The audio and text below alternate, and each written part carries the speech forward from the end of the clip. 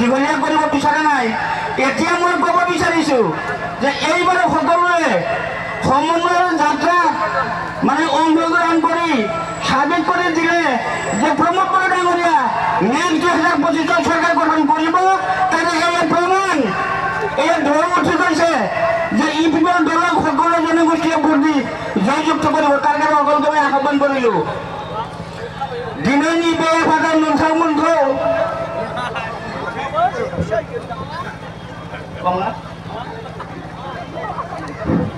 দিননি বেয়া ভাগৰ নথান মনটো পাহৰি গলো